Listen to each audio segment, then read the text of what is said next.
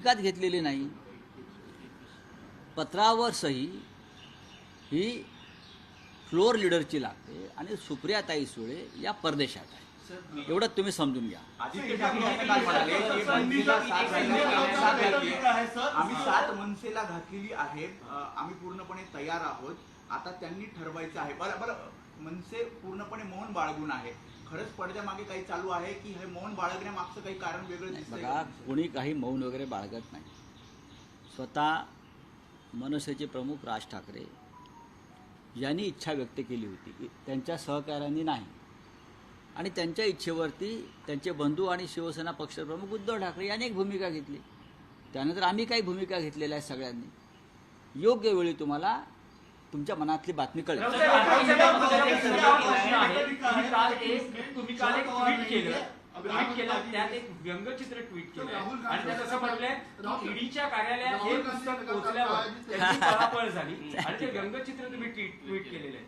चांगलं आहे ना ते व्यंगचित्र. नक्की पाठवून ईडीच्या सगळ्या अधिकाऱ्यांना पाठवलं. ज्यांचा माझ्या अटकेमध्ये सहभाग होता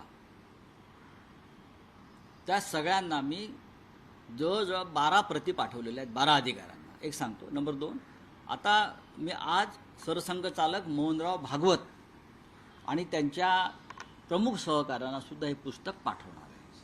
त्यांनी सुद्धा हा नरकातला स्वर्ग वाचला पाहिजे. म्हणजे त्यांनी जे सरकार सत्तेत आणलेलं आहे, त्यांच्या संघ स्वयंसेवकांनी कष्ट करून एका उदात्त हेतूने त्या लोकांनी या देशाचा कसा नर्क केलेला आहे हे त्यांना कळावं. ह्या लोकांनी मानवी स्वातंत्र्याचा कसा गळा घोटलेला आहे, लोकशाहीचा कसा गळा घोटलेला आहे, हे सुद्धा सरसंघ चालकांना या पुस्तकातून कळावं. म्हणून मी स्वतः सरसंघ चालकांना पुस्तक पाठवून त्यांच्या इतर सहकाऱ्यांना सुद्धा हे पुस्तक मी पाठवतो.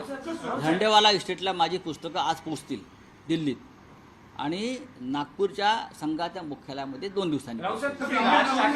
देवेंद्र फडणवीस, एकनाथ शिंदे